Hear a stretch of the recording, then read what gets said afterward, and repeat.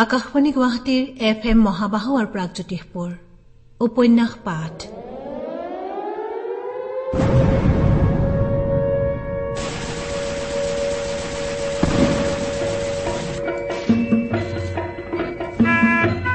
এই অনুষ্ঠানত ডক্টৰ বীৰেন্দ্ৰ কুমাৰ ভট্টাচাৰ্য ৰচিত উপন্যাস শতগ্নিৰ ধাৰাবাহিক পাঠ প্ৰচাৰ কৰি থকা হৈছে। পাঠ নিপন গোস্বামীৰ, প্ৰযোজনা ইন্দ্ৰজিৎ দাসৰ, পৰিকল্পনা ৰাজীৱ বৰুৱাৰ। শতগ্নি। কত জোৱানৰ মৃত্যু হ'ল, কাৰ জীৱন যৌৱন গ'ল, এই মৃত্যু অপৰাজেয়, তেনে মৃতক নহলো মই কিয়, কত জোৱানৰ মৃত্যু। হেৰি হেৰি বোলো হ'ল কি? নাই, একো হোৱা নাই। প্ৰশান্তৰ চিঠি আহিছে, শুনিছেনে? কি লিখিছে? বোলো ওলাই আহক, মই শ্ৰীমুখ নেদেখিলে কব নোৱাৰো। শান্তি ভংগ হ'ল। লৰালৰিকে পানী ঢালিলো। কুঁহিমা পানী ইতিমধ্যে চঁচা হৈ গৈছে। মুখেৰে দেউতাই মতা পদা ভাগি মাতিলো, কিন্তু আধাতে বন্ধ হৈ গ'ল। মুখলৈ এটা হাইলাং গীত আহিল। গা টুকিলো, ধুতিখন পিন্ধিলো, দুৱাৰ খুলিলো। বাহিৰৰ সন্তাপবোৰে খেদি আহিল। কি ৰাক্ষসী মূৰ্তি সিহঁতৰ। শোৱা কথা আজি নতুনকৈ সজাইছে প্ৰমীলে। বেড কভাৰখন কাশ্মীৰী, মাজত এখন সৰু মেজত এটা বুদ্ধ মূৰ্তি। বুদ্ধক মানুহে বাৰু ভাল পায়নে? মই নাপাওঁ, কোনো সৈনিকে নাপায়। আজি বুদ্ধৰ মূৰ্তিটো দেখি হিংসা হ'ল। শান্ত সমাহিত মূৰ্তিটো মোৰ বুকুৰ আপোন। কিমান দিন বাথৰুমত সোমাই থাকিলে বাৰু বুদ্ধ হ'ব পাৰিম, কব নোৱাৰো। হ'ল নে আপোনাৰ? প্ৰশান্তই কিন্তু সাংঘাতিক কথা লিখিছে। মই আদিৰ পাঞ্জাবী এটা পিন্ধি ওলাই গলো। বহিলো এখন চোফাত। ঘূৰণীয়া চাপৰ মেজখনত তিনিটা বেলি ফুলে মুকচা কৈ আছে। মই এটা চিঙি আনি শুঙিলো। ঘনী জ্বলি উঠিল। কি আপদ জানে, কিমান যত্ন কৰি অনালো বেলি ফুল বিমলাৰ ঘৰৰ পৰা।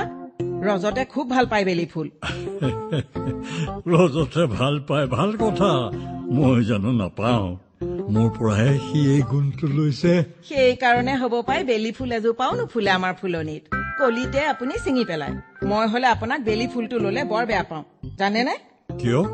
বেলি ফুল দেখিলে আপোনাৰ অন্য কাৰোবালৈ মনত পৰে, মোক পাহৰি যায়, মোৰ একেবাৰে অসহ্য হৈ যায়। আকৌ সেই অহৈতুক সন্দেহৰ কথা। যৌৱনৰ আৰম্ভণিতে এদিন এজনী ছোৱালীক ভাল পাইছিলো। ছোৱালীজনীৰ নাম আছিল বেলি। মুখখন প্ৰায় গোল, ধকধকীয়া বগা চেহেৰা। এজন মানুহৰ লগত ইতিমধ্যে বিয়া হৈ গৈছিল, কিন্তু মানুহজনৰ লগত কিবা কাৰণত মনোমালিন্য হোৱাত গুচি আহিল। তেতিয়া মোৰ লগত হলিগলি হৈছিল, কিন্তু তেনে সময়তে মই গাঁও এৰি গুচি আহিলো। পিছত বেলি এজন হিন্দুস্তানী বিহাৰীক বিয়া কৰালে, কিন্তু ছোৱালী এজনী জন্ম হোৱাৰ পাছতে মানুহজন পলাল। পাছত গম পালো যে বেচেৰা বিবাহিতা স্ত্ৰীক এৰি থৈ অসমত কাৰবাৰ কৰিবলৈ আহিছিল। যি কি নহওক, ঘৰ দুৱাৰ টকা পইচা কিছু সৰহকৈ এৰি থৈ গৈছিল বেলিলৈ। মই ফুলটো লিৰিকি বিদাৰে হাঁহি কলো, বুঢ়ী হলা, এতিয়া বেলি তোমাৰ বিয়নী হব, তথাপিও সন্দেহ কৰিবলৈ নেৰিলা। প্ৰমীলা লজ্জিত হল। সদায় মোৰ মুখৰ পৰা আশ্বাস লৈহে তেওঁ সান্তনা পায়। এই সন্দেহৰ ভাৱ মই বৰ বেয়া পাওঁ, পিতাৰ দৰে। বেলি বাচন এটা স্মৃতি। স্মৃতিক লৈ ইমান মূৰ কামৰণি হলে সৰ্বনাশ। ময়ো মানুহে।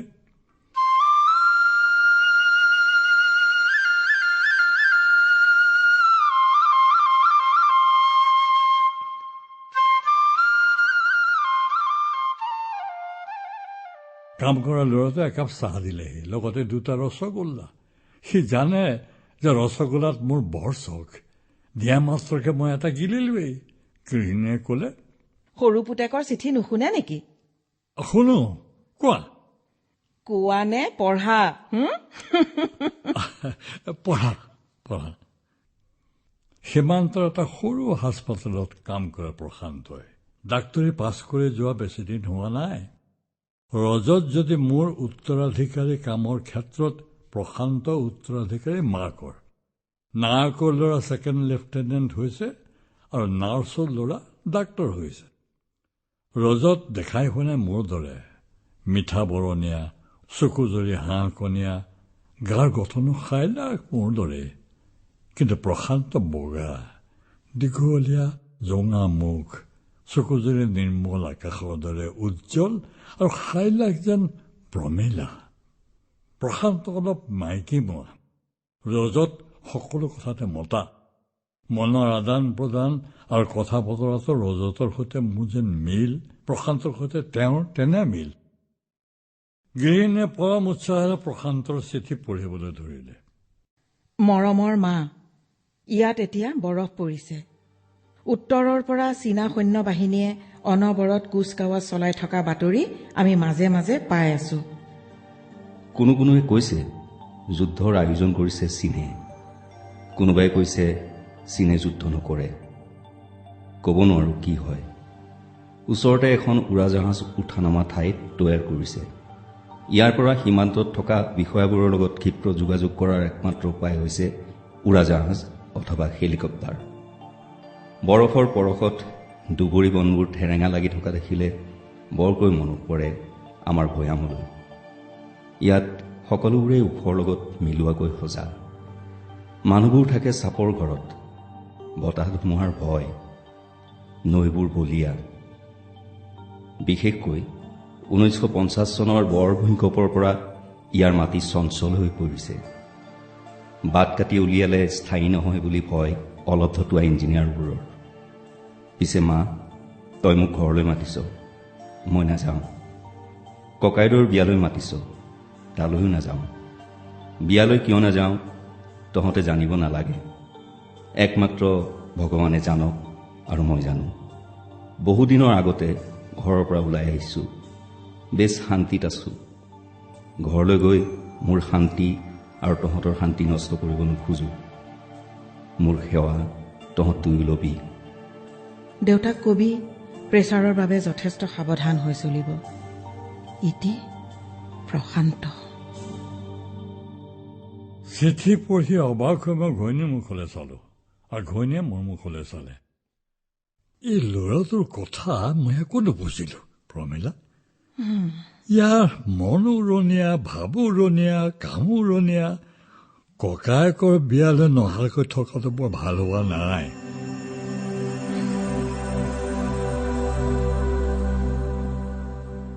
প্ৰমীলা দেখিছো মুখখন মূলাত পৰি গৈছে, চকু চলচলীয়া হৈছে। সৰু পুতেকৰ এই চিঠিয়ে যে তেওঁক খুব আঘাত দিছে তাক বুজি পালো। কিন্তু উপায় কি? আমাৰ ঘৰখনেই সাতাম পুৰুষৰ সংস্কাৰৰ বাহিৰত। অনন্তকালত আমাৰ নিৰ্দিষ্ট গতি নাই। বিভিন্ন দিশত যায় আমাৰ পৰস্পৰ ইচ্ছাবোৰ। ৰজতে যি ভাবে তাৰ লগত প্ৰশান্তৰ একো মিল নাই।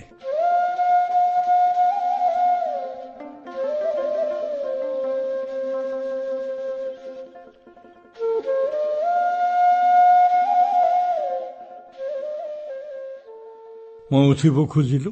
ৰজতক আনিবলৈ যাবৰ সময় হৈ আহিছে। আঠে দেখোন ঘূৰি আহি নাপালেহি। উৎকণ্ঠাত মনত উচপিচনি লাগিল। প্ৰমীলা জঠৰ হৈ বহি আছে। চকুপানী সময় গোট মাৰিলে তেওঁৰ। তথাপি লৰচৰৰ লক্ষণ নাই। কোনোদিন এনেকৈ তাক বহি থকা দেখা নাছিলো। বিশেষকৈ আজিৰ দিনত আৰু আচৰিত যেন লাগিল। মই সুধিলো, কি হ'ল প্ৰমীলা? বহি আছ দেখোন, তোমাৰ জানো কাম নাই? বিমলাক মাতাচোন। আঠে অহা নাই কিয় সোধো? আপুনি বুজিব নোৱাৰে মই কি ভাবিছো। মই এটা ভয়ানক ভুল কৰিলো এই বিয়াখনত সন্মতি দি, কেৱল আপোনাৰ কাৰণে। বেলিৰ জীয়েক বুলিলত আপোনাৰ সকলো বিচাৰ বুদ্ধি লোপ পালে। এবাৰো নুসুধিলে ছোৱালীজনী কেনেকুৱা। মই অবাক হৈ তেওঁৰ মুখলৈ চালো। তাৰপিছত কলো, তোমালোক মাইকী মানুহবোৰ বৰ সন্দেহী। বেলি ছোৱালী দেখাই শুনে কামে কাজে পাকৈত। বেলি পুৰা ইচ্ছা আমাৰ ঘৰৰ লগত সম্পৰ্ক কৰাৰ, আৰু ৰজতেও বহুত দিনৰ পৰা ছোৱালীক ভাল পাইছে। সকলো পেনে অনুকূল বাবেইতো এই বিয়াত সন্মতি দিলো। প্ৰমীলা, তুমি দেখোন ভাল হব বুলি কলা। কিন্তু ছোৱালীজনী কেনেকুৱা আপুনি এবাৰো নাচালে। চাবলৈ কিটো আছে হে, নাঙঠৰৰ পৰা দেখি অহা ছোৱালী। আপুনি অকণমান ল'ৰা হৈ আছে দেই। তাই যে ককাই ভাই দুয়োটাকে একেলগে জালত পেলাইছিল সেই কথা জানেনে? কি?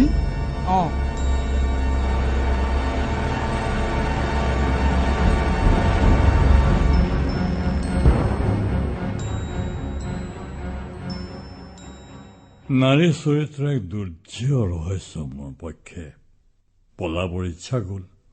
বিয়াৰ জোৰোণ দিবলৈ সাজু হৈ ওলাবৰ সময়ত স্বয়ং গৃহিণীৰ মুখৰ পৰা যদি ছোৱালীৰ চৰিত্ৰ বেয়া বুলি শুনা যায়, তেন্তে তাক কোন সদাশয় ভদ্ৰলোকে নিৰ্বিকাৰ চিত্তে গ্ৰহণ কৰিব পাৰে? মোৰ গৃহিণীগৰাকীয়েও কেতিয়া ক'ত কি কথা ক'ব লাগে তাক নাজানে।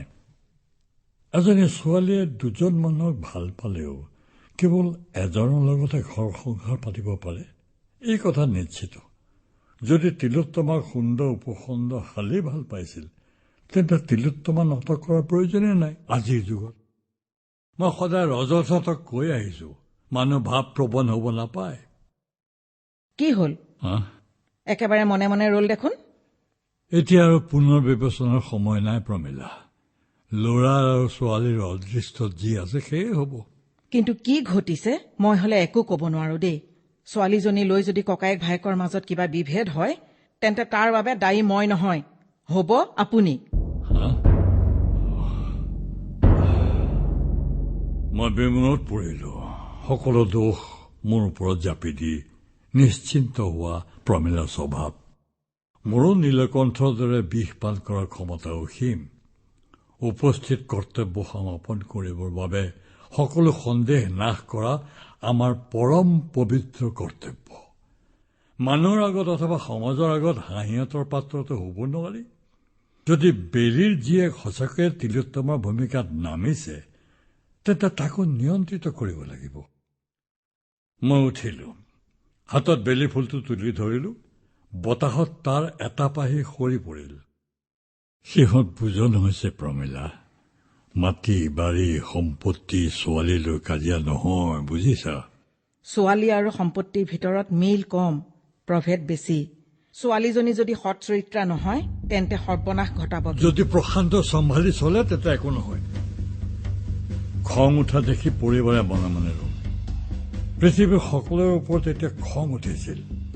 গওঁ গোকে ভিতৰলৈ সোমাই গলো। বিমলা, বিমলা, ক'ত আছ? চাই পেলাচোন। ৰুমবোৰ পাত পাতকৈ চালো, কিন্তু ক'তো বিমলাৰ মুখ নেদেখিলো। কাম কৰা ল'ৰাটোক মাতি আনি সুধিলতহে জানিলো যে বিমলা বহুত আগতেই ঘৰৰ পৰা গুচি গৈছে।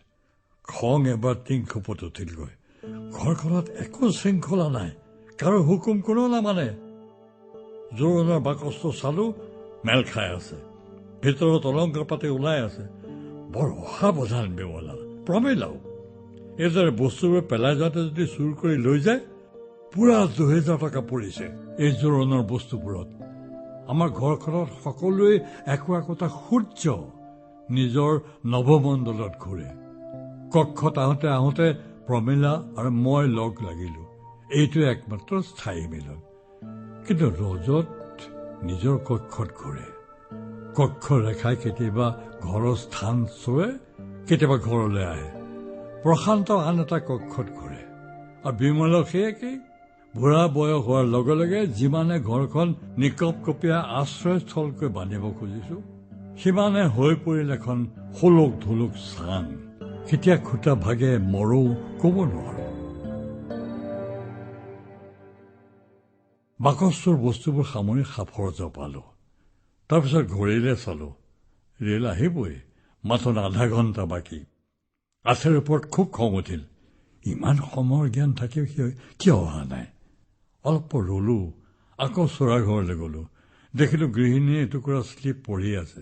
মোক দেখি কলে, পঢ়ক। মোৰ পঢ়িব ধৈৰ্য নাই। কোনে লিখিছে, কি লিখিছে কোৱা? আঠেই লিখিছে। সি বিশেষ কামত মাকুমলৈ যাব লগা হল, সেইকাৰণে টেক্সি লৈ যাবলৈ লিখিছে। জোৰোণতো বলে যাব নোৱাৰে। তাৰ মূৰটো সকলোবোৰ উদ্ধত, অবাধ্য। ইহঁতে মোক গছত তুলি দি গুৰি কাটিব। বকি বকি বায়ুটো উজাই নলবচোন। আপুনি ওলাওক গৈ, মই এখন টেক্সি মতাও। প্ৰমীলা গুচি গ'ল। মই লৰালৰিকে খোৱা কোঠাত সোমাই নিজৰ প্ৰসাদত ভালদৰে পৰীক্ষা কৰিলো। চন্দনৰ বুটামকেইটা ভাল তুলি ধৰিছে বুকুখন। এই বুকুখনত দেখোন অনন্ত সাহস আছিল যুঁজ কৰোঁতে। আজি বা কিয়নো কঁপিছে? বোধহয় বাহিৰত যি সাহসেৰে যুঁজ কৰে, ভিতৰত সি যুঁজ কৰিব নাজানে। এইটো যেন অভিমানৰ বেহু, সোমাব পাৰি, ওলাব নোৱাৰি। হাতৰ আঙুলিবোৰে ক'লে, আমি উপবাসী, আমি অক্ষম। খোৰা ভৰিটোৰ অসহ্য যন্ত্ৰণাত চিঞৰিলে, আৰু নাই, যুদ্ধ শেষ হওক, যন্ত্ৰণা শেষ হওক। কপালৰ ৰেখা কেইডালে বেছিকে হাঁহি ক'লে, মৃত্যু সমাগত। হৃদয়ে ক'লে, আৰু বিচাৰা। বুদ্ধিয়ে ক'লে, সংযত হোৱা। উপায় নাই। লাখুটি তেলত ভৰ দি বাহিৰলৈ ওলালো। চেণ্ডেলৰ চট চট শব্দ হ'ল মজিয়াত। মই কোন নিজকে প্ৰশ্ন কৰিলো। মই বন্ধুৰাম মজুমদাৰ। মই বাপেক, এজন প্ৰাক্তন সৈনিক, এজন ভদ্ৰলোক।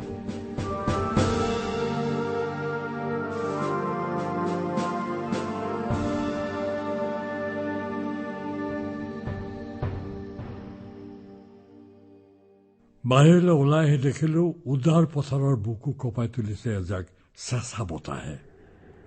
ৰাজআলি এইখিনিৰ পৰা নেদেখি সৰু আলি এটা কেৰেলোৱাৰ দৰে পৰি আছে। পথাৰৰ এমূৰত হঠাতে মন কৰিলো এজাক সৈনিক দৌৰিছে। গাটো চেবাই গ'ল। ইহঁত আহিল ক'ৰ পৰা? ক'ৰবাত যুদ্ধ লাগিছে নেকি? তেনেতে দেখিলো দৌৰি আহিছে কাম কৰা ল'ৰাটো। মোৰ ফালে নাহি চিধা ভিতৰলৈ সোমাই গ'ল পাছ দুৱাৰেদি। হয়তো মোক মন নকৰিলে সি। এজোপা প্ৰকাণ্ড জৰি গছৰ তলত ৰৈ আছিলো বাওনা যেন হৈ। সঁচাকৈ পৃথিৱীখনৰ তুলনাত নিজকে বৰ ক্ষুদ্ৰ যেন বোধ হৈছিল। অলপ পিছতে শুনিলো প্ৰমীলা খুব তিৰস্কাৰ কৰিছে কাম কৰা ল'ৰাটোক। মই নিৰ্বিকাৰভাৱে হাত ঘূৰি তুলি চালো।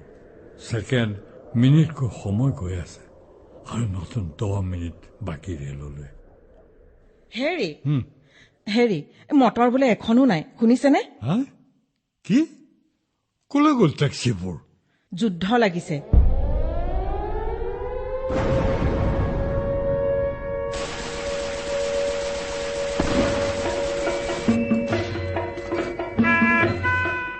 ইমান পৰে শ্ৰোতাসকলে উপন্যাস পাঠ অনুষ্ঠানত ডক্টৰ বীৰেন্দ্ৰ কুমাৰ ভট্টাচাৰ্য ৰচিত উপন্যাস শতঘ্নীৰ ধাৰাবাহিক পাঠৰ দ্বিতীয় খণ্ডটি শুনিলে। পাঠ আৰু মূল চৰিত্ৰ বন্ধুৰাম মজুমদাৰৰ ৰূপত অভিনয় কৰিলে নিপন গোস্বামীয়ে। আন আন চৰিত্ৰত অভিনয় কৰিলে প্ৰমীলা অনামিকা বৰদলৈ বৰুৱা, প্ৰশান্ত দীপজ্যোতি কাকতি আৰু এটি বিশেষ চৰিত্ৰত অৱনী বৰা। শীৰ্ষগীতৰ ৰচনা আৰু কণ্ঠ ভূপেন হাজৰিকাৰ। আবহ সংগীত মনদীপ আৰু মনমিত মহন্তৰ। প্ৰযোজনা ইন্দ্ৰজিৎ দাসৰ। পৰিকল্পনা ৰাজীৱ বৰুৱাৰ। শতঘ্নী উপন্যাসখনিৰ ধাৰাবাহিক পাঠৰ পৰৱৰ্তী খণ্ড প্ৰচাৰ কৰা হ'ব অহা সপ্তাহৰ এই একেটা বাৰৰ এই একেই সময়তে। হেনো হিমালয় ভাৰতৰ প্ৰহৰী তাহানি শুনিছিলো কাহিনী, পিছে মৃত জোৱান হবে চিঞৰিছে, লাগে চিৰ জাগ্ৰত এটি বাহিনী। আজি কামেং সীমান্ত দেখিলো, দেখি শত্ৰুৰ প্ৰকৃত চিনিলো, আৰু মৃত মৌন শত জোৱানলে মোৰ অশ্ৰু অঞ্জলি যাচিলো। জোৱানৰ